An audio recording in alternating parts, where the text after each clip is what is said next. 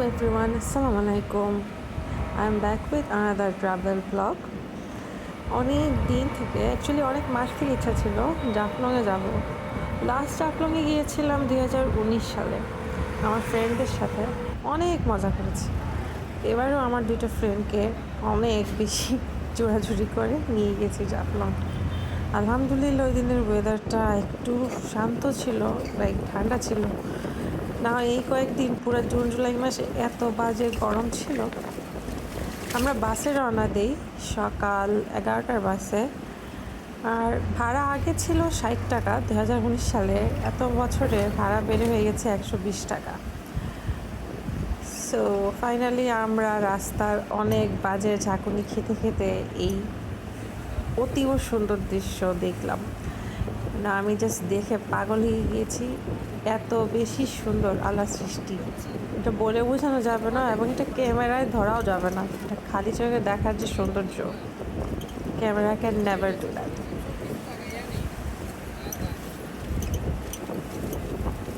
এই জায়গার নাম হলো শ্রীপুর। আমার খুব ইচ্ছা ছিল এখানে নামবো, কিন্তু আই গেস আমরা যদি রিজার্ভ করে নিয়ে আসতাম তাহলে আমরা জায়গায় জায়গায় থাকতে পারতাম। যেহেতু বাসটা না একদম এক জায়গার জন্য, একটা স্পটের জন্য, সো আমরা ডিরেক্ট মেইন স্পটেই যাই।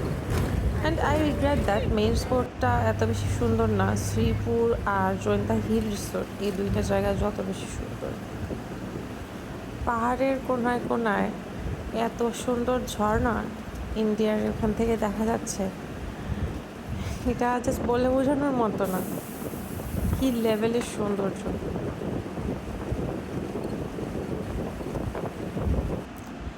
তাই আমরা চলে আসলাম এখানে। ঢোকার পথেই দুই দিকে অনেক অনেক বাজার। আগে জাফলং আরেকটু বেশি সুন্দর ছিল, এখন বাজারের পরিমাণ অনেক বেড়ে গিয়েছে। এই যে এখান থেকে ইন্ডিয়ার ছোট ছোট ঘরবাড়ি দেখা যাচ্ছে দূর থেকে।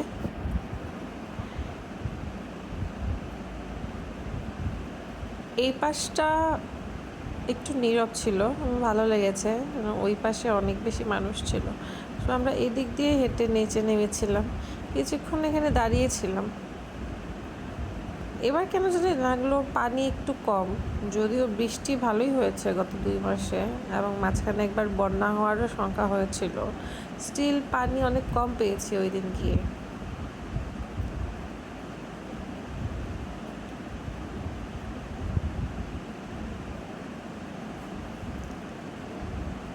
আমরা দেন ঘুরলাম ফিরলাম, হালকা পাতলা খাওয়া দাওয়া করলাম।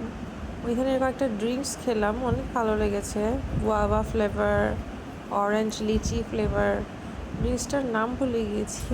এই যে দেখেন এখানে কি লেভেলের মানুষ। এটা হলো গিয়ে মায়াবী ঝর্ণা। ঝর্ণাটাই ঘুরে গিয়েছে মানুষের ভিড়ে। ওই দিন আমরা জাস্ট বোটে করে মায়াবী ঝর্ণা গিয়েছিলাম, আর কোথাও যাইনি।